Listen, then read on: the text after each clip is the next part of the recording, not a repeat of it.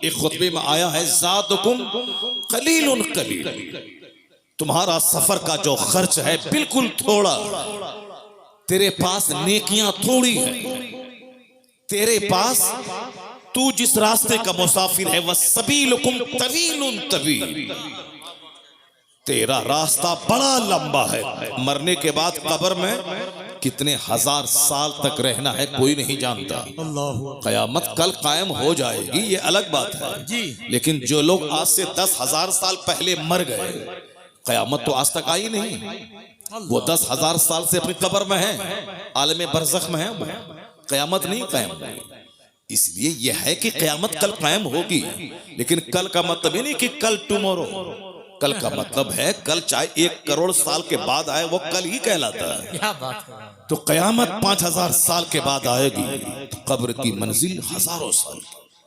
मैदान महशर जब कायम होगा, जब कयामत आएगी, दुनिया का विनाश होगा, वहां का जो एक दिन होगा 50,000 साल का। कोई दरख्त और किसी दीवार का साया नहीं होगा, कोई दरख्त नहीं होगा, तमाम पर जमीन परपट मैदान हो जाएगा और वहां हिसाब किताब होगा। लोग अपने अमाल के हिसाब से नाक तक, गर्दन तक, सर तक पसीने में डूबे रहे। सवाने से पे आफताब जमीन तांबे की, कोई किसी का पुरसाने हाल नहीं। न माँ अपने बच्चे को याद करेगी, न बच्चा अपनी माँ को याद करेगा।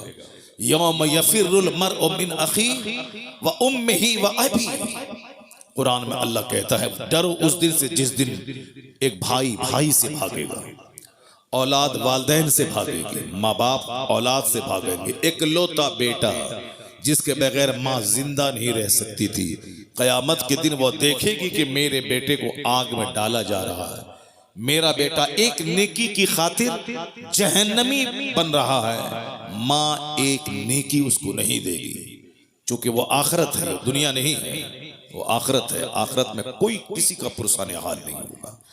यौम यफिरुल मर्उ मिन अखी व उम्मिही व अबी व साहिबतिही व बनी लिकुल्लि इम्रिइन मिनहुम यौमइज़िन शअनु युग़नी। सारे लोग अपने अपने मामलात में इतने मशगूल होंगे कि कोई किसी का पुरसाने हाल नहीं होगा। नात सुनो और खूब जन्नत में कूद के चले जाओ। सरकार गौसे आजम 40 साल तक इशा के वजू से फजर की नमाज पढ़े थे। 40 दिन नहीं, 4 साल नहीं, 40 बरस तक। अब पूरी रात एक पांव पे खड़े होके पूरा कुरान खत्म कर लेते थे। और जहां वो अल्लाह के वली थे, माँ की गोद से ही वली बन के पैदा हो गए थे। उनके बारे में आया है कि जब वो मकतब जाते थे तो फरिश्ते उनके आगे आगे चलते थे, कहते थे बच्चों रास्ता खाली कर दो, अब्दुल कादिर इस रास्ते से आने वाले हैं। बचपन से वली थे, उनको 40 साल तक इशा के वजू से फजर पढ़ने की क्या जरूरत थी। उनको 100 असातिज़ा के दरवाजे पे जाके इल्म हासिल करने की जरूरत क्या थी। उनको 91 साल तक खौफे खुदा में जीने की जरूरत क्या थी। दरख्त के पत्तों को खाकर 25 साल तक सहराओं जंगलों में रहे, क्या जरूरत थी। बस खेल तमाशा है, जन्नत मिल जाएगा। दुनिया में लड़की के पीछे पागल रहे, जन्नत मिल जाएगी। सारी जिंदगी फजर छोड़ते रहे, जन्नत मिल जाएगी। जलसा जुलूस को वीरान कर दें, उजाड़ दें, जन्नत मिल जाएगी। मस्जिद के दरो दीवार को उजाड़ दें, जन्नत मिल जाएगी। मन की गुलामी नहीं चलेगी, शरीयत की गुलामी चलेगी। अल्लाह ने अपने महबूब को भेजा है, महबूब की पैरवी मैं दोनों जहान की भलाई जी।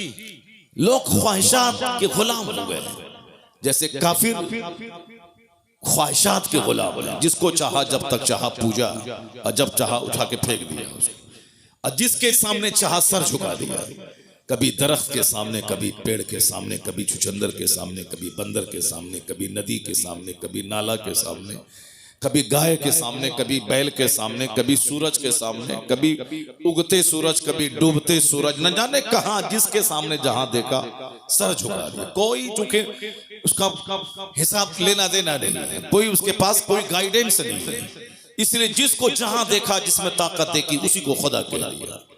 अल्लाह रब्बुल इज्जत ने मुसलमानों पे एहसान किया, कि मेरी पेशानी बंदर के सामने जलील नहीं हो रही, हमारी पेशानी किसी दरख्त के सामने जलील नहीं हो रही, हमारी पेशानी किसी छुछंदर के सामने जलील नहीं हो रही, हम किसी सांप, किसी हाथी, किसी गाय को खुदा नहीं कह रहे हैं। एक खुदा को माना, बेशुमार जगहों पे पेशानी जलील होने से बच चलेगा। ये इस्लाम लाने का सबसे बड़ा बेनिफिट यही है कि कहो ला इलाहा इल्लल्लाह, there is no any god but Allah. Allah मेरा माबूद है। अब जन्नत तो वहां मिलेगी, इस दुनिया में दर दर की ठोकर खाने से पेशानी बच गई। और यह दलील बनकर अल्लाह ने अपने महबूब को भेजा, दलील बनाकर। जो सूरज को पूजता है, मेरे मुस्तफा की उंगली का इशारा पाके सूरज डूबा वापस आ रहा। सूरज को तुमने ताकत देख करके खुदा कहा था ना, तो वो ताकतवर सूरज तो ताकतवर मुस्तफा के इशारे पे गुलामी कर रहा है। तुमने चांद को खुदा कहा था ना, ये चांद मुस्तफा का इशारा पाके दो टुकड़ों में बढ़ जाता है। तुमने पत्थर को खुदा कहा था, ये पत्थर मुस्तफा के पाए अक़दस को पाके अपने सीने पे नक्श उभार लेता है, पत्थर मुस्तफा पे सलाम पढ़ता है। तुमने सांप को खुदा कहा था, ये सांप मुस्तफा के गुलामों की गुलामी कर रहा है। तुमने समंदर दरिया को खुदा कहा था, वो दरिया मुस्तफा के गुलामों के लिए धूल में तब्दील हो जाता है। तो जिस दरख्त को तुमने खुदा कहा था, ये दरख्त मुस्तफा को सजदा कर रहा है। इसलिए ए सारी दुनिया के लोगों, अगर तू तलाश करता है कि मेरा खुदा कौन है, आ जाओ मेरे महबूब के पास। जिन जिन चीजों की तू परस्तिश करता है, जिसको खुदा कहता है, वो सारी चीजें मुस्तफा के इशारे पे गर्दिश कर रही है। अब जब दुनिया मुस्तफा के पास पहुंचेगी, अब वहां उसको ज्यादा देर नहीं लगेगी खुदा की मार्फत हासिल करने में, क्योंकि जो सबसे ज्यादा ताकतवर है, जिनको दरख्त सजदा करे, जिनका कलमा पत्थर पढ़े, जिनके इशारे पे सूरज और चांद गर्दिश करें, ये अपनी पेशानी जमीन पर टेके हुआ है और कहता है सुबहान रब्बियल आला। मतलब इतना ताकतवर मुस्तफा, जिसको खुदा कह दे वही खुदा है, जिसको सजदा करे वही मस्जूद है। तो अब दुनिया को समझने में देर नहीं लगी कि मोहम्मद अरबी खुदा का पता बताने आया है। इसलिए अल्लाह ने कहा कद जाकुम बुरहानुम मिन रब्बिकुम, तुम्हारे रब की तरफ से दलील बन के मुस्तफा आ गए। मुस्तफा को देखो, खुदा समझ में आएगा। इन्हें देख ले, दुनिया की सच्चाई समझ में आ जाएगी, आखिरत की सच्चाई समझ में आ जाएगी। बहुत अच्छा। मुस्तफा दोनों जहान की वास्तविकता को बताने आए हैं। अब जाहिर सी बात है, जो हुजूर को पढ़ेगा वो जानेगा, जो सरकार दो जहां की बायोग्राफी का मुताला करेगा वो जानेगा, और जो तमाशा देखेगा जाएगा तो सारी जिंदगी कलमा भी ठीक से नहीं पढ़ पाएगा। अत्तहियात तो सारे लोग पढ़ते हैं, लेकिन अत्तहियात करोड़ों में कोई पढ़ता है। सुबहान रब्बियल आला तो मर्द औरतें करोड़ों की तादाद में लोग पढ़ते हैं, लेकिन सुबहान रब्बियल आला एक लाखों में कोई पढ़ता है। क्या बात है। सजदा, अभी भी मैंने मस्जिद में आज देखा एक आदमी को सजदा करते हुए, बस ऐसे ही जैसे चोंच मार रहा है। जब सजदा में सारे पार्ट्स का सजदे की हालत में ठहरना जरूरी है, फिर वो बैठ जाए तो सारे पार्ट्स अपनी जगह पे सेट हो जाए, फिर उसके बाद दूसरा सजदा करे। लेकिन वो ऐसे घुसता, ऐसे करता, चोंच मारता है। वो अपने मन में तो मैं नमाज पढ़ रहा हूँ, जाहिर सी बात है, और नात सुन के भाग जाएगा। वो कैसे जाने कि हदीस में क्या आया, वो कैसे जाने कि कुरान में क्या आया। जो नात पढ़ता है वो हदीस नहीं पढ़ता है, वो भी तो सारी जिंदगी नात ही पढ़ेगा, वो भी नहीं जान पाएगा कि इस्लाम क्या है, सुन्नियत क्या है। इसलिए मैं अक्सर कहता हूं कि नात पढ़ना जरूरी नहीं है, नमाज पढ़ना जरूरी है, दीन सीखना जरूरी है। जो जरूरी है उसको करते नहीं है। 2 टका कमाने के लिए साहब लोगों को बेवकूफ बना रहे हैं। 2 टका कमाने के लिए साहब अपने खरबों की जन्नत को दांव पे लगाए हुए हैं, 2 टका कमाने के लिए। जैसे तुम इंजीनियर बनते हो 2 टका कमाने के लिए, तुम डॉक्टर बनते हो 2 टका कमाने के लिए। तुमको न नमाज की फिक्र है, न रोजे की फिक्र है, न आखिरत की फिक्र है, न कब्र के सवाल जवाब की फिक्र है, न कुरान पाक में जो खरबों नसीहतें हमारे लिए हैं उसके पढ़ने की फिक्र है। बस physics, chemistry, biology, zoology, botany पढ़ा, नौकरी मिली, 1 लाख रुपए महीना कमाया, पेट भरा, छोटा सा घर बना, छोटी सी स्विफ्ट खरीदी, इतराया, चक्कर आया, गिरे, मर गए। अब सारी दुनिया खत्म। अब जहां गए वहां का एक दिन 50,000 साल के बराबर। ये बताओ क्या करोगे वहां, क्या होगा वहां?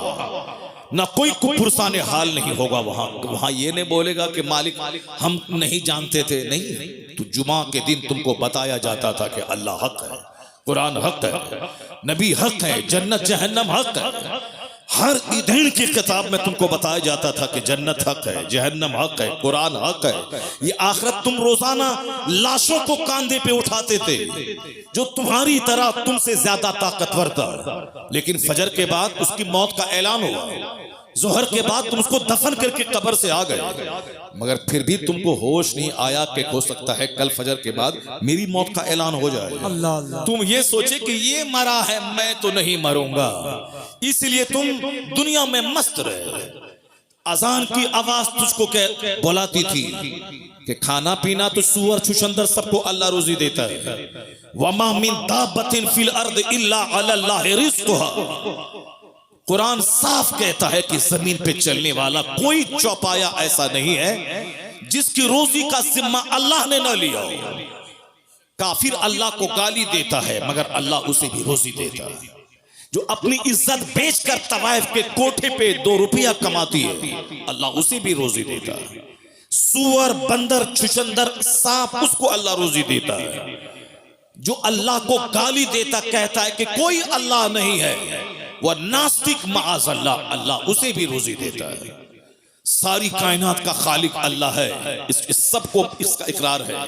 चाहे भले ही अपनी जबान में जो कह दे, वह बोले कि साहब उस खुदा को जो अपनी जबान में इब्रानी में, सुरियानी में, अंग्रेजी में, हिंदी में जो कहे, मगर वह बोलता है कि गॉड इज वन, अल्लाह एक है जो सारी दुनिया को पैदा किया है। भले ही बहुत सारे लोग हैं जो किसी राजा के बेटा को खुदा कहता है, जो खुद माँ के पेट से पैदा हुआ है, जो एक राजा का बेटा है, ये खुदा कैसे हो सकता है? जो अपने माँ के पेट में रहा, पैदा हुआ, उसकी माँ थी, उसका बाप था, जो दुनिया का खुदा है उसका कोई न माँ है न उसका बाप है, वो लम यलिद वलम यूलद है, और ये इस राजा का बेटा को खुदा कहता है। तो अब उनको कहा जाए तो वो कहता है कि हाँ ये उस खुदा का ये अवतार बन करके आ गए।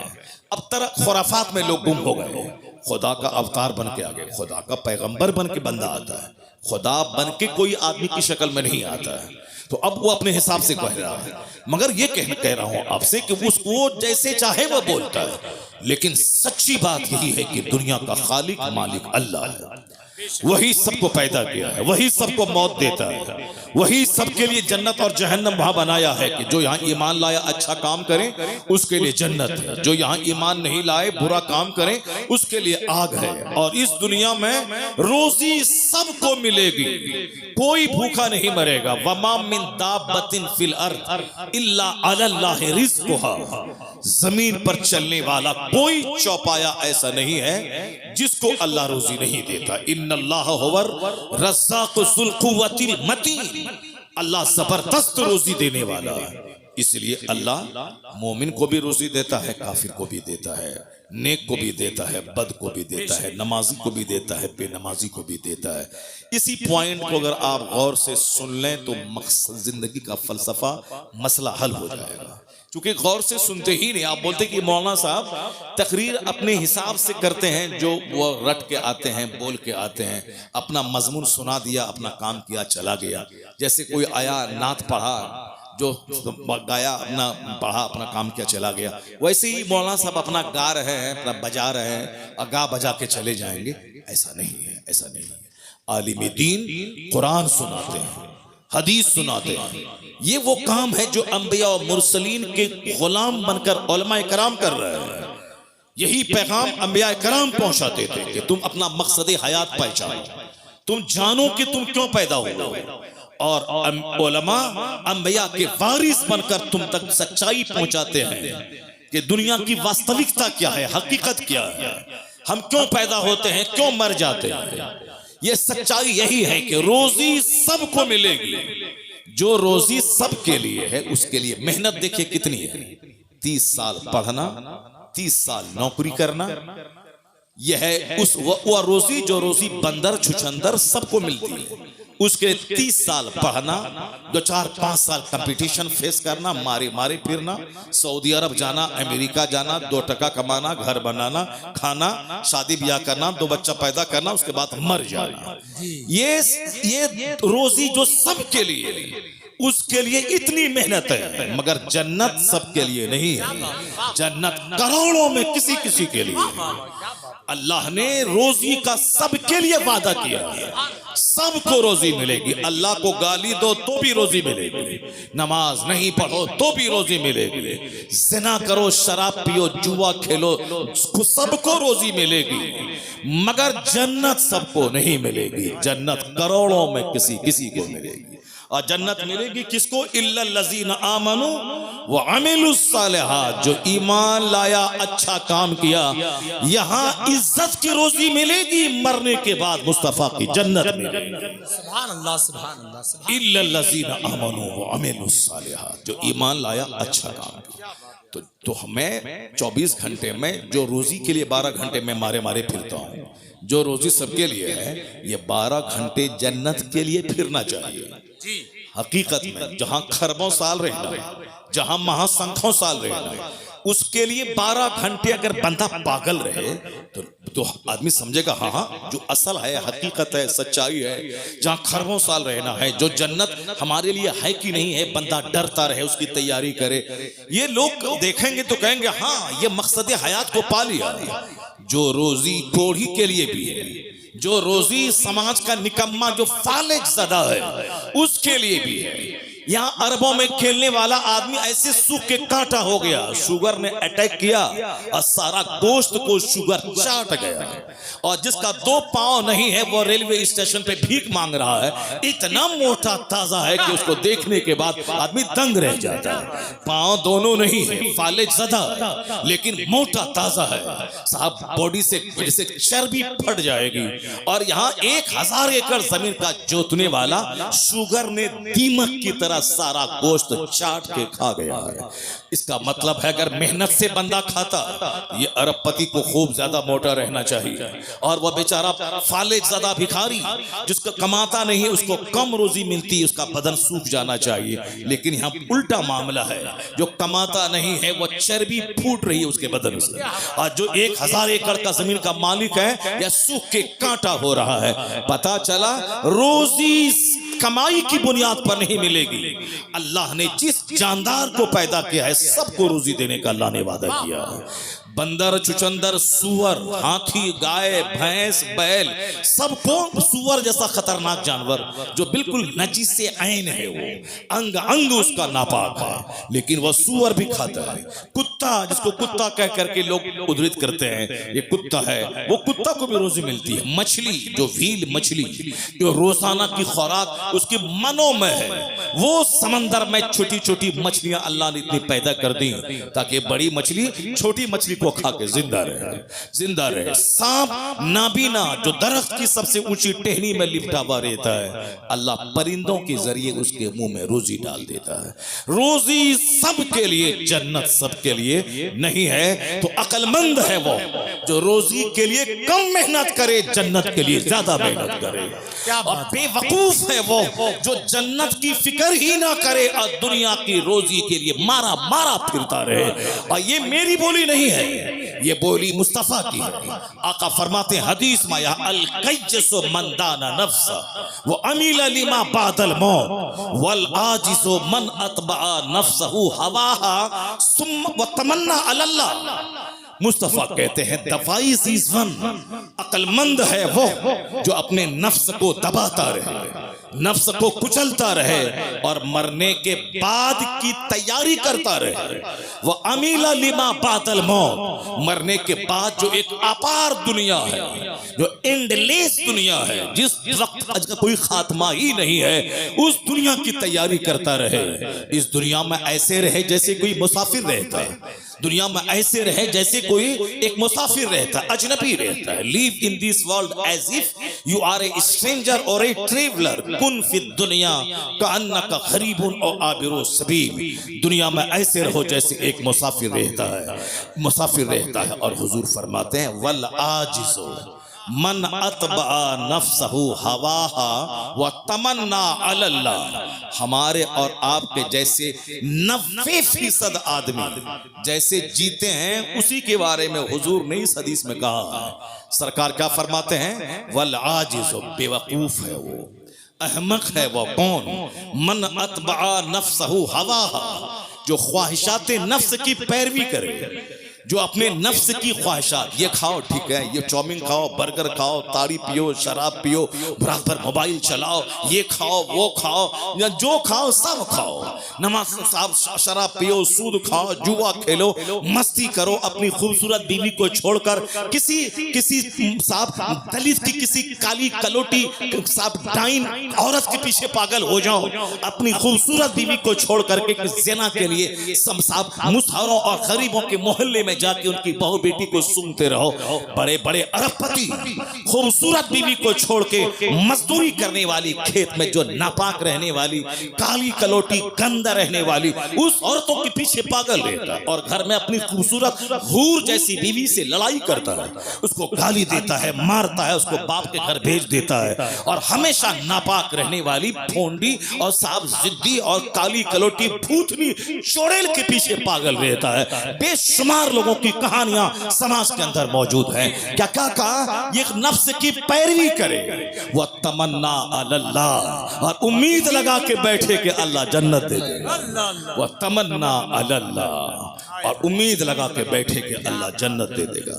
ये हदीस पाक अगर दिल से पढ़ोगे तो सीना फट जाएगा, अगर दिल से पढ़ोगे तो सीना फट जाएगा। ये लड़का एक तमाचा मारेंगे, चेहरा लाल कर देंगे, बदतमीज कहेगा। बाप तो नात सुन के भाग गया, तुम क्यों बैठा हुआ है, भागो घर में। जिसको तकरीर सुनना था तो वह भाग गया नात सुनने के बाद, नात सुनने के लिए आया था, कव्वाली सुनने के लिए आया था, भाग गया। अब हदीस कौन सुनेगा, ये बंदर जो हंस रहा, बताइए, ये सामने हंस रहा, ये हंसने वाला बच्चा बैठा हुआ। अब बाप इसका नात सुन के भाग गया। अब सुबह उठेगा कल को दाल पसनी लेगा और कमाने के लिए दिन भर चला जाएगा, दिन भर मारे मारे फिरेगा, और 2 रुपया कमाएगा, बोलेगा हमसे बड़ा कोई नहीं। एक छोटा सा घर बना लेगा, बोलेगा हमसे बड़ा कोई नहीं। एक छोटी सी स्विफ्ट खरीद लेगा, बोलेगा हमसे बड़ा कोई नहीं। लता मंगेशकर के पास करोड़ों की कार थी, खरबों का बंगला उसका बंबई में मौजूद है, लेकिन वह बोली थी मन नहीं लगता है दिल दुनिया में। I like to leave this world, मैं इस दुनिया को छोड़ना चाहती हूँ। द टाइम्स ऑफ इंडिया अखबार में उसकी इंटरव्यू छपा था उसका, और उसमें वो बोलती कितना गाने सुनूं, कितने अपने घर के सरो सामान को देखूं, सजाऊं, उलट पुलट करूं, ये फूल का गमला उधर, उसका गमला इधर, दिन भर क्या करूं, पैसों की कोई तो है नहीं, करोड़ों के जेवर, कभी अमेरिका, कभी यूरोप, कभी नॉर्वे, कभी फ्रांस, कभी जर्मनी, कभी कनाडा, कभी थाईलैंड की राजधानी बैंकॉक, कभी मलेशिया, कभी इंडोनेशिया, कहाँ नहीं घूमी वो औरत। बुलबुले हिंद कहलाती थी, लेकिन वो बोली कि जिंदगी में अब मजा नहीं है, मैं मरना चाहती हूँ। चार्ली चैपलिन, जिंदगी में मजा नहीं है, अब मैं रोना चाहता हूँ। और तुम स्विफ्ट, गुटखा और सिगरेट और छोटा सा बगैर प्लास्टर के घर लेकर के तुम मजा लेना चाहते हो, कैसे मजा मिलेगा? वहां खरबों में खेलने वाला तो मरना चाहता है, वहां खरबों में खेलने वाली मरना चाहती है। तो अब तुम्हारा अकीदा रोशन हो रहा है, तुम्हारे कुरान का पैगाम सर चढ़ के बोल रहा है। क्या बोल रहा है कि दुनिया ने तो सोचा था फैक्ट्री डालूंगा मजा मिल जाएगा, बंबई में घर बनाऊंगा मजा मिल जाएगा, लंदन घूमूंगा मजा मिल जाएगा। अरे अल्लाह ने मजा लंदन घूमने में रखा ही नहीं है, न सोफा में, न गद्दा में, न इनोवा में, न फॉर्च्यूनर में, न जागवार कंपनी की 10 करोड़ की कार में, न बंबई के 100 मंजिला मकान में, न बुर्ज खलीफा दुबई में, न अमेरिका के साथ व्हाइट हाउस में। तो सुकून है कहां? इंजीनियर जहर खा के मर रहा है, वो डॉक्टर कलकत्ता का देखा, अब वो जेल में सड़ेगा, फांसी की सजा उसको होगी। अरबों में खेलने वाला, मगर वही ख्वाहिशात की गुलामी ने तबाह किया। पता ये चला कि सुकून न डॉक्टर बनने में में है, न इंजीनियर बनने में है, न अमेरिका घूमने में है, न मकान बनाने में है, न 50 कपड़ा डेली चेंज करने में है, तो सुकून है कहां? अल्लाह अला बिज़िक्रिल्लाह तत्मइन्नुल कुलूब। कुरान कहता जान ले जहां इबादत है वहां सुकून है, जहां जिक्र है वहां सुकून है। ये दिलों को सुकून अल्लाह की याद ही में मिल सकता है। नारे तकबीर, नारे रिसालत, मसलके आला हजरत। सुभान अल्लाह, सुभान अल्लाह। अला बिज़िक्रिल्लाह तत्मइन्नुल कुलूब। आज सबको दिल की बीमारी लगी हुई है। क्यों? इस दिल में अल्लाह की याद के अलावा सब कुछ है। इस दिल में बीवी है, बच्चा है, शादी है, बियाह है, इस दिल में सब कुछ है। अल्लाह ही नहीं है जो हमारा हकीकी मालिक, हमारा खालिक, हमें मारने वाला, हयात देने वाला, जन्नत देने वाला, रोजी देने वाला है। वो अल्लाह की मोहब्बत ही दिल में नहीं। मर्द को रहना चाहिए जलसे में, तो वहां वो बैठी हुई, वो सब बताइए। जिसको गप करने से फुर्सत नहीं है वो बैठी हुई, वो भी बोलती है कि फला शायर को बुलाइए और उस शायर को ये बोलो कि फला नात पढ़े।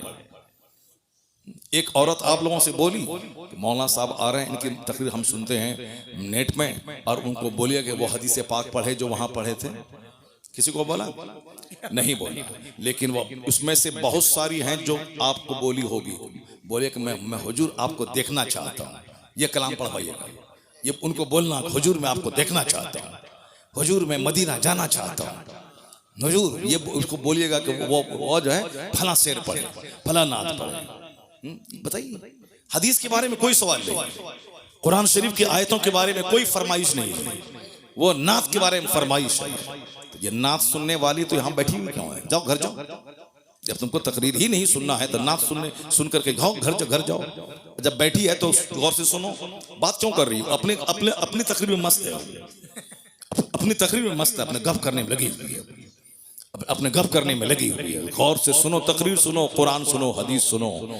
और अगर एक औरत पढ़ लिख ली, गांधी जी ने तो आज कहा था, give me a good mother I will give you good society. तुम मुझे एक अच्छी माँ दे दो, मैं तुझे एक अच्छा समाज दे दूंगा। क्योंकि माँ की गोद में समाज पलता है। गांधी जी ने आज कहा था, मगर मेरे पैगंबर ने 1400 साल पहले कहा था, तलबुल इल्म फरीज़तुन अला कुल्ले मुस्लिमी व मुस्लिमा। हर मुसलमान मर्द और औरत पे इल्म हासिल करना फर्ज है। औरत अगर इल्म हासिल कर ली तो माँ की गोद बच्चों का पहला स्कूल। बाप चाहे जहां रहे, जिस माँ की जबान नफीस होगी उसके बच्चों की जबान भी नफीस होगी।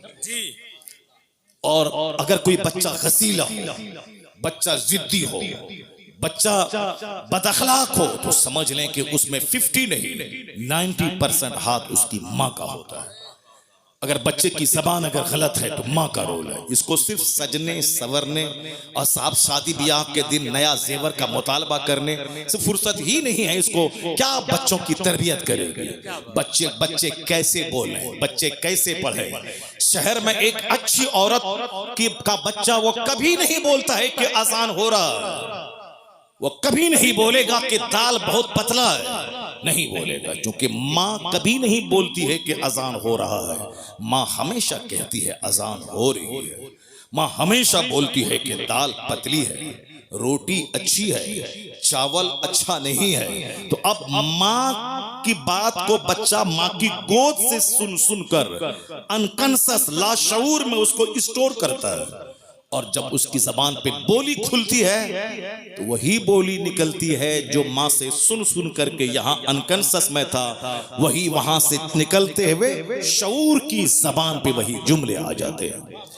इसलिए शादी ब्याह में कार, मोटर कार देखने वाला अच्छी बीवी का सिलेक्शन करो, दौलत को तलाक दे दो, सिर्फ अच्छी औरत चाहिए जिसकी जबान अच्छी हो, जिसका अखलाक अच्छा हो, जिसका किरदार अच्छा हो, जिसका वेशभूषा अच्छा हो, जो अपनी जिंदगी को 10 मर्दों की गोद में झुलाने वाली ना हो, जो अपने जीवन अपनी जिंदगी की सुरक्षा करने वाली हो, जिनका आंख शौहर की अमानत, जिसकी जबान शौहर की अमानत, जिसका जिस्म शौहर की अमानत, और अपने बच्चों को पालने की खातिर अपनी जिंदगी की हिफाजत करे। अगर दागदार जमीन होगी कभी अच्छी फसल नहीं पैदा होगी, और जो जमीन जरखेज होगी जबरदस्त फसल पैदा करेगी। क्या बात। ये माँ है, माँ का पेट जमीन का काम करता है, बाप उसमें बीज डालता है। अगर बीज नाकारा हो तो भी फसल नाकारा, और जमीन अगर जली हुई, सड़ी हुई, गंदी और साहब बंजर जमीन हो, उससे कभी कोई अच्छी फसल की उम्मीद नहीं कर सकता है। क्योंकि दुनिया का सारा काम एक सिस्टम से होता है। गौर से सुनना, भले ही बात छिड़ गई है, मैं इसको मुकम्मल कर देता हूँ, उसके बाद फिर मैं अपनी तमहीद पे लौट के आता हूँ। उसके बाद अगर मौका मिलता है तो तकरीर करता हूँ, अगर मौका नहीं मिलेगा तो फिर दूसरी बार आएंगे तब तकरीर करेंगे। लेकिन पहले इस टॉपिक को सुन लो जो बात छिड़ गई है। मेरी माँ बहन भी गौर से सुन ले, गौर से सुने मेरी बात, और इसको हवाई बात समझ करके ना बल्कि दिल में जगह दे रहे, उसको अपनी जिंदगी में उतारने की कोशिश करे, और समझ लें कि तकरीर नाचने का नाम नहीं है, तकरीर हाथ नचाने का नाम नहीं है, तकरीर कुर्सी तोड़ने का नाम नहीं है, तकरीर है कुरान हदीस का मीठा पैगाम दिल में उतार देने का। सुभान अल्लाह। जो आदमी की सोच बदल दे, जो आदमी की आंखों को इस काबिल बना दे कि आंख किसी लड़की की मोहब्बत में ना रोए, खालिक के कायनात की मोहब्बत में रोने वाली बन जाए। ये आंख दुनिया की मोहब्बत में ना रोए, मुस्तफा की मोहब्बत में रोने वाली बन जाए। ये जबान गाने के लिए ना हो बल्कि जबान अल्लाह रसूल के जिक्र के लिए वक्फ हो जाए। तकरीर वो है जो हमारे दिल की दुनिया बदल दे, जो हमारी सोच बदल दे, जो हमारे जीने, हमारी जिंदगी में यू टर्न ले आए। जा रहा था पूरब की तरफ, सोचता था काबा पहुंच जाऊंगा, लेकिन पूरब जाने वाला कहीं काबा पहुंचता है। तू बकाबा न रसी ए एराबी की रह के मी रबी बतुर्किस्तान अस, ए एराबी तू काबा तक नहीं पहुंच पाएगा, क्योंकि जो रास्ता तुमने चुना है ये रास्ता काबा का नहीं, ये रास्ता तुर्किस्तान का है। हम लोग जिस हाल में जी रहे हैं ये रास्ता खुदा की रहमतों को अपनी तरफ मुतवज्जह करने का रास्ता नहीं है, ये रास्ता है अल्लाह के अजाब को दावत देने का, ये रास्ता है मुस्तफ़ा की नाराजगी के मोल लेने का, ये रास्ता है औलिया और सालिहीन की रूहों के रूठ जाने का, ये रास्ता है अपने घर को तबाह बर्बाद करने का, ये रास्ता है आने वाली नस्लों को मिलिया मेट करने का रास्ता है। रास्ता वही है बमुस्तफा बरसा खेशरा के दीन हमा उस गर बऊ न रसीदी तमाम बुलहब। डॉक्टर इकबाल ने कहा था अपने आप को नबी के कदमों में डाल दे, वही सारा दीन है जो वहां तक नहीं पहुंच पाया उसमें और अबू लहब में कोई फर्क नहीं है। बमुस्तफा बरसा खेशरा, अपने आप को नबी के कदमों में डाल दे, नबी तक पहुंचा दे, और अपनी जिंदगी का मकसद मुस्तफा की गुलामी बना ले। जब तू मुस्तफा का सच्चा गुलाम बनेगा जन्नत वहां मिलेगी, दुनिया का अल्लाह तुझे इमाम और बादशाह बना देगा। कि मोहम्मद से वफा तूने तो हम तेरे हैं, ये जहां चीज है क्या लहो कलम तेरे हैं। जिसको तकरीर सुननी थी वो चला गया, और जिसको हंसना है वो बैठा हुआ है, और ये बैठी हुई है गप करने के लिए बैठी हुई है। चुपचाप खामोशी पे जबान का ताला, जबान पे खामोशी का ताला लगा ले, और मेरी बात गौर से सुन ले। और तुम अच्छी बनेगी तेरे शौहर भी नेक बन जाएंगे, और तुम अच्छी बनी तेरा बच्चा तो वली और कुतुब पैदा हो जाएगा। तुम घबराती है कि मेरा बेटा मुझको मारता है, मेरा बेटा मुझको मारता है, तेरा बेटा तुझे मारेगा नहीं, तेरा बेटा तेरे पाँव को धो के पिएगा। अगर तुम अच्छी माँ बन गई तो तेरा बेटा तेरे पाँव को चूमेगा, बोलेगा यहाँ चूमने से जन्नत की खुशबू आती है। अगर तुम बच्चों को बता दे कि मुस्तफ़ा क्या है, मुस्तफ़ा की तालीमात क्या है, और ऐसा नहीं होता कि पीर साहब आए हैं तेल से फुकवा दो, जरा पानी फुकवा दो पीर साहब से, हमारा बेटा अच्छा हो जाएगा। पानी से फूकने से बेटा अच्छा होता है, तेल फूकने से बेटा अच्छा होता है। ऐसा पीर साहब आ गए और साहब एक तावीज दे दिया तो बेटा अच्छा हो जाएगा। जो भरम में जी रहा है उस भरम को हटा दो। पीर का मतलब होता है खुदा का रास्ता दिखाने वाला। पीर का मतलब है मुस्तफ़ा से जोड़ने वाला। पीर का मतलब है जो इस कदर नमाज पढ़े कि उनका मुरीद उसको देख के नमाजी बन जाए। पीर का मतलब है वो इस तरह अल्लाह से डरे रोए कि उनके सजदे को देखकर मुरीदों के सीने का जंग साफ हो जाए। इसके अलावा कोई दूसरा रास्ता नहीं। अगर पीर गुटखा खोर और 100 सिगरेट डेली पिएगा, मुरीद 200 सिगरेट डेली पिएगा। तुम्हारा पीर बोलता है कि तुम बोलते हो मेरे पीर को गुटखा बहुत पसंद है, सिगरेट पसंद है। तुम्हारे पीर को सिगरेट पसंद है, मेरे पीर को बरेली में किताब पसंद है। सुभान अल्लाह। 75 साल की उम्र में भी किताब का मुताला नहीं छोड़ा। उनको लोग तोहफे में किताब देते थे और तुम अपने पीर साहब को तोहफे में सिगरेट देते हो। जो जाहिर सी बात है तुम्हारा कसूर नहीं है, कसूर पीर साहब का है। तुमको जब मालूम है कि मेरे पीर की जो पसंद है वो गिफ्ट देना चाहिए, तो पीर की पसंद है पुड़िया, पीर की पसंद है शुद्ध पलस, पीर की पसंद है पान परा, पीर की पसंद है क्या रजनीगंधा, पीर की पसंद है। तो अब मुरीद वो पसंद वाली चीज लाके देता। और जब मुरीद देखेगा पीर को पसंद है सजदा, पीर को पसंद है तस्बीह, पीर को पसंद है मुसल्ला, पीर को पसंद है किताब, पीर को पसंद है कुरान की तिलावत, तो वो रजनीगंधा नहीं देगा। मुरीद तस्बीह, मुसल्ला, कुरान पाक, मुसहफ लेके पीर को तोहफा पेश करेगा। मेरा मुर्शिद खुश हो जाएगा कुरान पाक की तिलावत से। मेरा मुर्शिद एक बरेली में था, बुढ़ापे में भी किताबों का मुताला नहीं छोड़ता। जब भी देखा किताब पढ़ता देखा, जब भी देखा वाज़ो नसीहत करता देखा, जब भी देखा अम्र बिल मारूफ करता देखा। अमेरिका में रहे वही दीन की फिक्र, बरेली में रहे वही दीन की फिक्र, बस मुरीदों के बीच रहे वही दीन की फिक्र। तन्हाई में रहे तो जबान पे जिक्र और दुरूद जारी है। वह कौन था? 10 करोड़ मुरीदों का मुर्शिदे बरहक, अपने वक्त का कुतुब अब्दाल, अख्तर रज़ा का अज़हरी ताजुल शरीयत। जब भी देखा मुताला करता देखा, जब भी देखा फतवे का जवाब देता देखा, जब भी देखा मुफ्तियों की झुरमुट में देखा। एक पीर साहब है उस इलाके में, गोंडों की झुरमुट में रहता है, गोंडों की झुरमुट में रहता है। ये लुच्चा, ये लफंगा, ये बरोकर, ये दलाल, ये साहब लठेत, ये मारधाड़ करने वाला, ये चोर, ये ममाली, ये बदमाश, ये साहब बदमाशी का रैकेट चलाने वाला। और लोग बताया पीर साहब को आंख मत दिखाना, उनके इर्द गिर्द जो लोग हैं वो सब बड़े पहुंचे हुए लोग हैं, यानी सब जहन्नम पहुंचे हुए, गुंडे, मर्डरर, हत्यारा, कोई जादव, कोई अंसारी, कोई बाहुबली, ये सारे लोग हैं। जाहिर सी बात है जैसा पीर होगा, जिन लोगों की झुरमुट में रहेगा उसका दिल भी वैसा होगा जो मुफ्तियों की झुरमुट में रहेगा, जो आलिमों की झुरमुट में रहेगा, जो वलियों की झुरमुट में रहेगा, जो अख्ताब की झुरमुट में रहेगा, जो खुद कुतुब होगा वो अख्ताब की झुरमुट में रहेगा। हुजूर सदरुल अफाजिल कभी फंडा मवाली के साथ नहीं रहे। उनका दोस्त सदरुल शरिया था, उनका दोस्त मलिकुल उलमा था, उनके दोस्त, उनके साहबजादे जो आलिम थे वो थे। उनके अहबाब का एक बड़ा तबका था, अदीबों का, शायरों का, फकीहों का, मुदब्बिरों का। यही वजह है जो जैसा होता है उसका दोस्त वैसा होता है, और बंदा दोस्त के दीन पर होता है। इसलिए हुजूर ने कहा था 1400 साल पहले, अर्रजुलु अला दीन खलीली फलयंजुर अहदुकुम मन युखालिल। आदमी अपने दोस्त के दीन पर होता है, तो दोस्ती करने से पहले देख लेना कि तेरा दोस्त कैसा है। अगर दीनदार हुआ तो तुझे दीनदार बना देगा, अगर बेदीन हुआ तो तेरा दीन लूट के खा जाएगा। क्या बात कही। अर्रजुलु अला दीन Khalili. A man is on the religion of his friend, so watch to whom you befriend. आदमी अपने दोस्त के दीन पर होता है। वाच, देख लो कि तुम किससे दोस्ती कर रहे हो। वो चोर है, चोर बना देगा, बदअकीदा है, बदअकीदा बना देगा, वह ज़िनाकार है, तुझे ज़ानी बना देगा।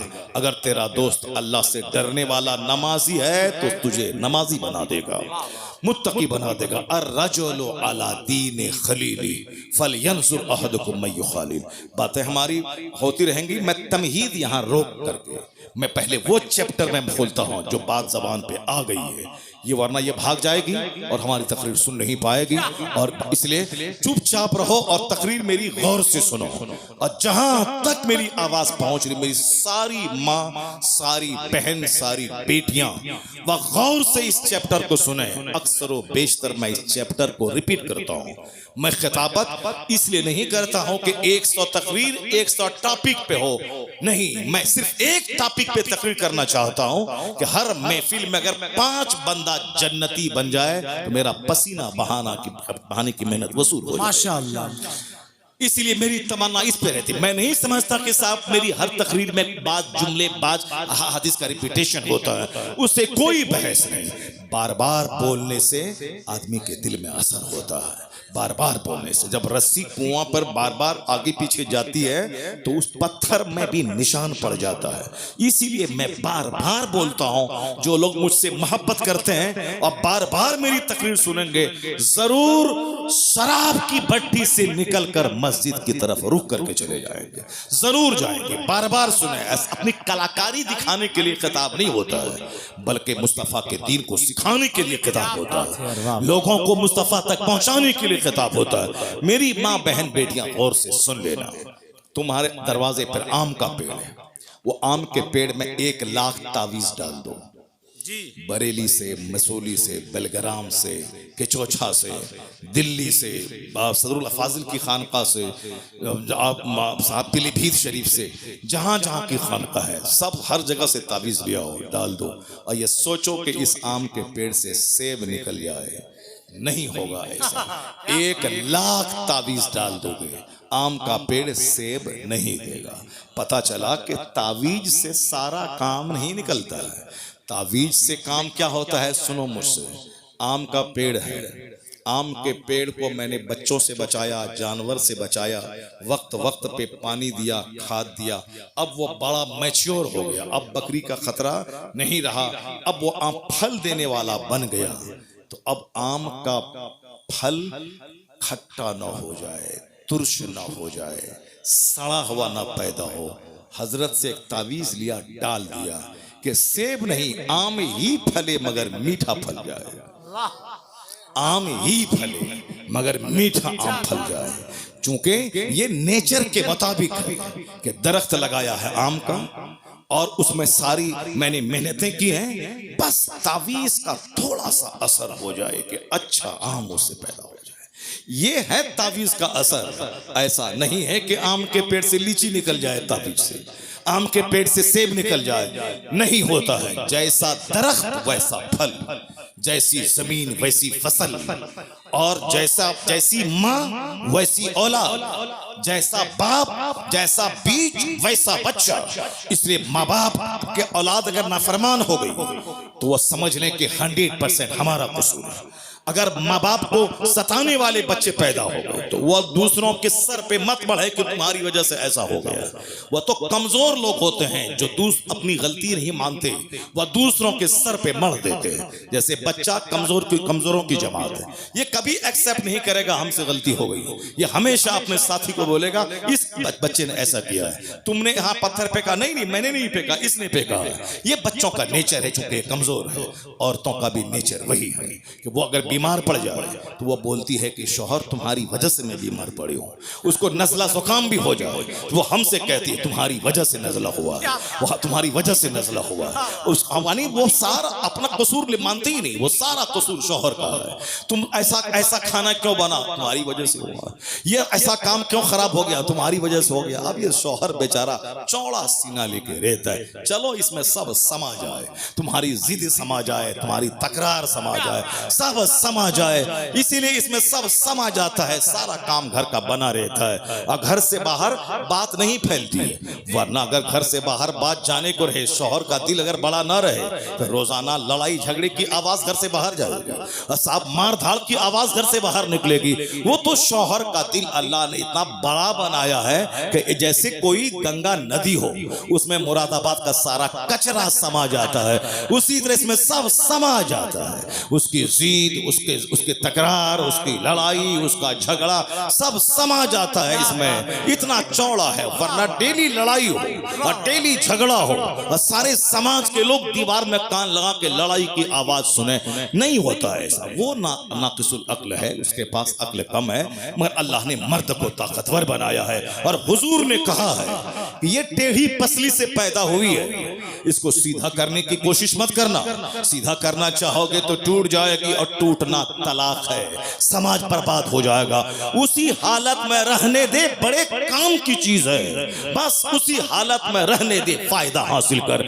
ये तेरे घर की निगरानी करती है, तेरे बच्चों की परवरिश करती है, तुम्हारी राहत का सामान पहुंचाती है, तुमको गुनाहों से बचाती है। तू रहे 5 साल परदेश में, तेरे घर की सुरक्षा करती है, बहुत काम की चीज है, काम की चीज है। इसीलिए उसी हालत में रहने दे, फायदा हासिल कर, वरना सीधा करना चाहेगा तो टूट जाएगी, टूटना तलाक है, सारा घर बिगड़ जाएगा। ये मुस्तफा का कानून है कि आज घर आबाद है, सोसाइटी आबाद है, समाज आबाद है, इसलिए कि हुजूर ने जो कहा है उस पर अमल करने की वजह से लड़ाइयां कम हो रही हैं, सब्र की वजह से घर आबाद हो रहा है। जी जी राम राम। आकाए तो सलाम का फरमान है, सरकार ने एक अच्छी लाइफ गुजारने का जो फॉर्मूला दिया, अब जरा गौर से सुन लो। औरतों की तालीम पे इस्लाम ने क्यों जोर दिया? एक घर को सजाने संवारने में औरतों का कैसा हाथ रहता है, एक बड़ी हदीस में पढ़ता हूं, क्योंकि ये महीना आका अलैहिस्सलाम की सीरत का भी है। ये महीना माह रबीउल नूर खत्म हो गया, अब रबीउल आखिर अब कल परसों से शुरू होने वाला, मगर चूंकि सारी जिंदगी सरकार की सीरत बयान की जाएगी, ऐसा नहीं कि 12वीं के महीने में ही ईद मिलादुन नबी, ईद मिलादुन नबी हमेशा मनाया जाएगा। कभी सरकार की तालीमात से हम बेनियाज नहीं हो सकते। दुनिया का सारा काम एक सिस्टम से होता है और उसी सिस्टम पर मैं थोड़ी देर बात करता हूं। उसके बाद अगर आप कहेंगे थोड़ी देर और तकरीर कीजिए, तकरीर आपने शुरू नहीं की है तो फिर मैं तकरीर शुरू करूंगा, लेकिन अगर आप बोले कि नहीं अब खत्म कर दिए तो मैं तकरीर खत्म कर दूंगा। मगर मेरा एक पैराग्राफ सुन के जरूर आप जाइए, मेरी माँ बहन भी गौर से सुन लें। वह तकरीर का एक पैराग्राफ यही है कि दुनिया का सारा काम एक सिस्टम से होता है, सिस्टम से हट के नहीं होता है। जज्बात में चलो मारो जो होगा देखा जाएगा, नहीं नहीं, हिकमत से, तदबीर से सारा काम होता है। अल्लाह ने आसमान बनाया बगैर खंबे के खड़ा है, अल्लाह ने इस जमीन को समंदर पानी पे बनाया, ये जमीन में वो करार हो उसके लिए अल्लाह ने पहाड़ का खूंटा बनाया ताकि जमीन हिले नहीं, एक सिस्टम है। अल्लाह ने सूरज बनाया ताकि सारी जमीन रोशन हो। अल्लाह ने रात में सूरज के छुपाने के बाद चांद दिया है ताकि लोगों का वहशत से सीना फट न जाए। ये सारा एक सिस्टम है। अल्लाह ने हमारे ऑक्सीजन के लिए दरख्त को पैदा किया, ये सिस्टम का हिस्सा है। अल्लाह ने हमारे लिए रोटी और चावल दिया है, अल्लाह ने हमारे लिए वेजिटेबल्स पैदा किया है, मगर हमारे जिस्म को गोश्त भी चाहिए, इसीलिए अल्लाह ने परिंदों को पैदा किया है, अल्लाह ने जानवरों को पैदा किया। ये मुर्ग हमारे लिए, ये परिंदे हमारे लिए, ताकि सब्जी ही नहीं तुम्हें गोश्त भी खाना है, और गोश्त ही से काम नहीं चलेगा, तुम्हें मछली भी खाना है। इसलिए अल्लाह ने मछली जैसी जबरदस्त मखलूक को समंदर में पैदा किया ताकि कभी मछली खाओ, कभी गोश्त खाओ, कभी सब्जी खाओ, कभी कद्दू खाओ। ये और बात है कि सब्जियों में बाज सब्जियां बहुत ज्यादा फायदामंद है, ये और बात है कि गोश्त में बाज गोश्त बहुत फायदामंद है, ये और बात है कि मछलियों में बाज मछलियां बहुत फायदामंद है। जैसे एक मछली हमारे इलाके में उसको कहा जाता है निरोग मछली, उसको सिंगी मछली बोलते हैं। अब पता नहीं यहाँ क्या बोला जाता है, 700-800 रुपए केजी मछली मिलती है, लोग उसे खरीद के खाते हैं क्योंकि वो मछली में बहुत विटामिन है और बीमार लोग जूद हजम है वो मछली। कद्दू सब्जियों में सबसे सुपीरियर सब्जी है कद्दू। कद्दू बहुत जल्द हजम हो जाने वाले सब्जी, और यह सरकार की पसंद भी है, और सर्दी के लिए भी मुफीद है, गर्मी के लिए भी मुफीद है, हर मौसम के लिए मुफीद है। कद्दू जिसको आप लौकी कहते हैं, वह सब्जी बहुत जबरदस्त, उसका कोई जवाब नहीं है। अपने घर में उसको आदतन इस्तेमाल करें, जो सब सस्ती भी है और जबरदस्त भी है, उसके साथ जिसको भी मिक्स कर दें सब में लाजवाब काम करता है वो। जैसे उसमें मछली में डाल दें तो भी सुपीरियर है, गोश्त में डाल दें तो जबरदस्त है, और साहब उसमें चना का दाल डाल दें तो भी जबरदस्त है। यानी ये कद्दू लाजवाब, क्योंकि मुस्तफा की पसंद है, और जो मुस्तफा की पसंद है वो लाजवाब पसंद है। यही वजह है कि आज मैं जिस दिन मेरे घर में कद्दू की लौकी की तरकारी बनती है बहुत खुश होता हूँ। मेरी वाइफ को मालूम है कि हजरत को बहुत पसंद है, तो चना का दाल और कद्दू ये मुझे बचपन से शुरू से बहुत पसंद है, शुरू से पसंद है, और बहुत जबरदस्त है वो मेरे घर में। और फिर वो खीर भी मुझको बहुत पसंद है। यही वजह है कि अभी शुगर 7-8 साल से शुगर हो गए, मगर उसके बावजूद मैं खीर छोड़ता नहीं हूँ। अब मेरे घर में खीर बनाई जाती है और मैं खाता हूँ, और अल्हम्दुलिल्लाह शुगर को झूठा साबित कर देता हूँ कि लोग कहते हैं कि शुगर होने के बाद रोजा रखने में परेशानी हो रही, मगर 8 साल हो गए एक रोजा नहीं छोड़ा, अल्हम्दुलिल्लाह एक रोजा नहीं, और कोई परेशानी नहीं होती है। और शुगर वाले को कहते हैं कि भाई इसको हर 1 घंटे के बाद खाना चाहिए, डॉक्टर बताते हैं, और कहते हैं कि हमेशा पानी पीना हल्का सूखता रहता है। मगर मैं 2.5 घंटे तकरीर किया हूँ, और अभी भी आज 2 घंटे तकरीर करूंगा मैं, चाहे तुम भाग जाओ, चाहे कोई यहाँ नहीं रहेगा, सब कोई नहीं रहेगा, मैं तकरीर करूंगा 2 घंटा। तो सब लोग भाग जाए, 2 घंटा से कम मैं नहीं बोलूंगा। डेली बोलता हूँ 2 घंटे 2.5 घंटे, मगर जरा बराबर कोई बता दे कि साहब मैं 1 गिलास पानी पिया हूँ, कोई बता दे कि कल मैंने पानी मांगा था। नहीं, वो डॉक्टर झूठ बोलता है कि शुगर वाला हर घंटे पे पानी पीना है, हर घंटे खाना खाना है। नहीं, जो झूठ बोलेगा वो प्यास लगेगी उसको, मगर जो कुरान बोलेगा, जो हदीस बोलेगा, वो बोलता चला जाएगा, रूहानी ताकत मिलती चली जाएगी। मैंने देखा ये आदित्य जोगी ना ये भाषण देता है पानी पीते हैं, और साहब वो प्रधानमंत्री मोदी जी 15 अगस्त 26 जनवरी को भाषण देते हैं, वो पानी पीते हैं। राहुल गांधी भी पानी पीता है, हमारा बिहार का तेजस्वी यादव वो भी पानी पीता है, आपके उत्तर प्रदेश का अखिलेश यादव वो भी पानी पीता है, मायावती को तो हमने पानी पीते हुए देखा है। जहां आज से 25 साल पहले एक मस्जिद में मैं रहता था, मैं बोला मायावती आई है, मैं गया चलो देखें क्या भाषण देती है। काशीराम जिंदा थे, वो थे, मायावती आई थी। अब आहिस्ते आहिस्ते बस देख देख के पढ़ना है, उसके बाद देखना है, ऐसे और ऐसे देखना पढ़ना है, और पानी पीना है। तुमने कभी हमको देखा देख करके तकरीर करते हुए? 5 घंटे 3 घंटे 4 घंटे 2 घंटे न देख के बोलना है, बिन देखे बोलना है। बिन देखे बोलने में दिमाग चलता है, इसके बाद क्या बोलें, इसके बाद क्या बोलें, इसके बाद क्या बोलें, दिमाग चलता है। दिमाग चलने में आदमी थक जाता है, लेकिन देखने में एनर्जी लॉस नहीं होती है। न देखा जाता है, बिन देखे बोला जाता है, उसके बावजूद 1 गिलास पानी पीने की नौबत नहीं आती है। बात वही है, जो दुनिया बोलेगा उसे प्यास लगेगी, और जो उकबा बोलेगा, जो कुरान बोलेगा, जो हदीस बोलेगा, रूहानी ताकत मिलती चली जाएगी। अगर यकीन नहीं आए तो तुम भी तिलावत करके देखो, तुम भी नमाज पढ़ के देखो, तुम भी दिल की बातें बोल के देखो।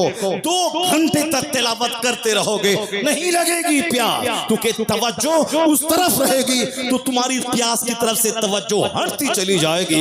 मैं पहले सुनता था, मगर 8 साल से मुझको तजर्बा हो रहा है। मैं जब शुगर का अटैक हुआ, मैं बड़ा घबराया कि अब 2 घंटे तकरीर कैसे होगी, 3 घंटे तकरीर कैसे होगी, 4 घंटे तकरीर कैसे होगी, खड़े खड़े 2.5-3 घंटे में बोलता हूँ, कैसे तकरीर होगी। लेकिन जब मैं बोलने लगा पता चला नहीं, वह दुनियादार बोली होगी तब थकेगा, वरना कुरान हदीस बोलते चले जाओ, शुगर पानी हो जाता है, रूहानी ताकत मिलती चली जाती है।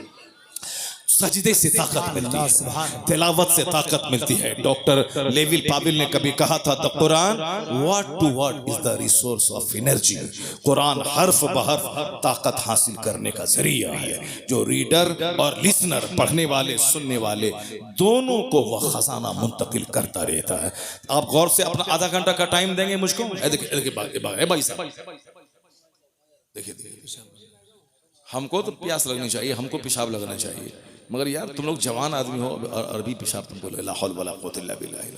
इस गुटखा बीड़ी सिगरेट सब छोड़ दो, अल्हम्दुलिल्लाह पेशाब भी कम लगेगा, लीवर भी मजबूत रहेगा और उसके बाद मसाना भी मजबूत रहेगा और 70 साल की उम्र तक जवान रहोगे अल्हम्दुलिल्लाह। जवान 70 साल की उम्र तक जवान रहोगे।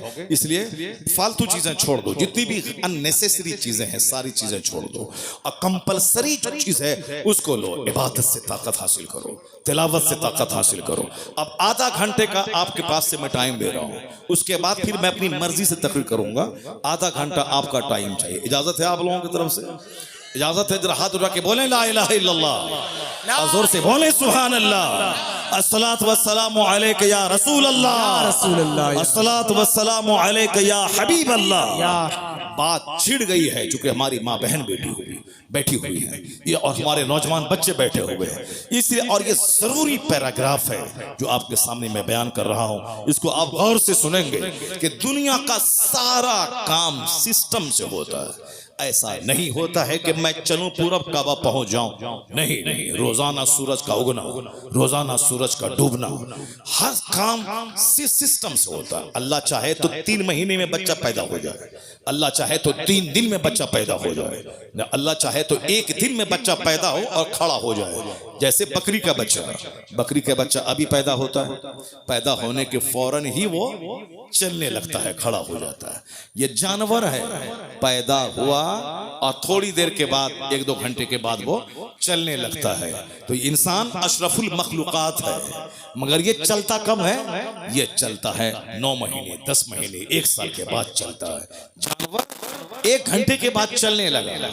ये इंसान को भी अल्लाह चाहता तो 1 घंटे के बाद चला देता, नहीं। जानवर चूंकि वो जानवर है, जानवर का प्लान छोटा है। जानवर हमारी खिदमत के लिए पैदा हुआ है, वो हमारे लिए पैदा हुआ है, हमारे लिए है। मेरी सवारी का काम आएगा जानवर, वो हमारे खाने के काम आएगा वो जानवर, वो हमारे दूध के काम आएगा वो जानवर, ये हमारे लिए है। और इंसान बड़ा काम करने के लिए पैदा हुआ है, दुनिया को अदल से भरने के लिए, मजलूमों को हक दिलाने के लिए, पढ़ लिख कर समाज में रोशनी फैलाने के लिए, अपने रब्बे करीम की इबादत के लिए, मानवता की सेवा के लिए, गरीबों में अदल करने के लिए, गरीबों को हक दिलाने के लिए, जालिमों का टेना तोड़ने के लिए। जब इतना बड़ा काम है इंसान का, तो अचानक नहीं, ये ग्रेजुअली, धीरे धीरे, या धीरे धीरे बोलेगा, धीरे धीरे चलेगा और धीरे धीरे परवान चढ़ेगा। चूंकि इसको ताकतवर हो जहाज उड़ाना है, इसको पनडुब्बी बनकर समंदर में गोता लगाना है, इसको खलाओं में 6-6 महीने रहकर यूनिवर्स की सीक्रेट का पता लगाना है। इसलिए इसकी पैदाइश 9 महीने के बाद, 2 महीने के बाद नहीं, 9 महीने माँ के पेट में रहना है, 2 साल तक माँ का दूध पीना है और 5-10 साल तक ये माँ बाप की निगाहों में रहना है। 15-16 साल के बाद मैच्योर होना है। अब उसके बाद जब जवान हुआ, इसे इबादत भी करनी है और इसे समाज की खिदमत भी करनी है। इसके कांधे पे घर का बोझ है, माँ बाप की खिदमत का बोझ है, इसके कांधे पर बीवी की परवरिश का बोझ है, इसके कांधे पे औलाद की परवरिश का बोझ है, समाज का बोझ है, मुल्क और मिल्लत का बोझ है। इतना बड़ा बोझ लेके आदमी, जो कमजोर पौधा होगा वो चलेगा, टूट जाएगा।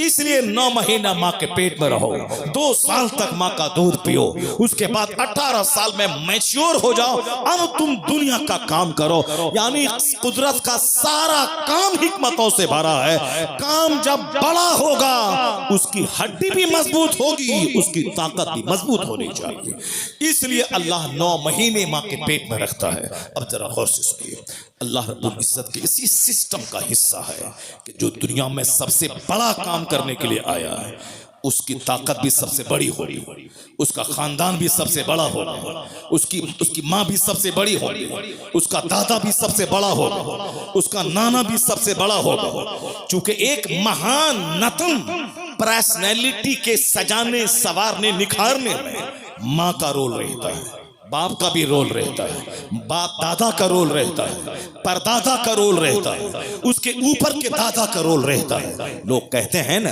इसके खानदान में ये बीमारी 500 साल से चली आ रही है। हमारे इलाके में एक खानदान में पांव फटने की बीमारी है, तो अब उस खानदान में जल्दी से लोग शादी नहीं करते हैं। नहीं नहीं, लड़की खूबसूरत है मगर इस खानदान में पांव फटने की बीमारी। अब ये बीमारी कब से चली आ रही है किसी को नहीं मालूम है। 100 साल 200 साल से चली आ रही है। तो 200 साल पहले से जो बीमारी चली आ रही है, उसके खानदान के आने वाली नस्लों को भी वो थोड़ा सा समाज में ऐबदार बना देती है। और फिर कुछ खानदान के लोग बड़े हष्ट पुष्ट मोटे ताजे होते हैं और कहते हैं कि इनका दादा पहलवान था, इनका परदादा पहलवान था, इनका नाना पहलवान था। चूंकि नाना का ब्लड मेरी माँ में शामिल है और दादा का ब्लड मेरे बाप में शामिल है, इसीलिए दादी हाल के एतबार से और नानी हाल के एतबार से भी जो बहुत बड़ी पर्सनैलिटी है उसका मजबूत होना जरूरी है। दादा की तरफ से भी लाजवाब और नाना की तरफ से भी लाजवाब।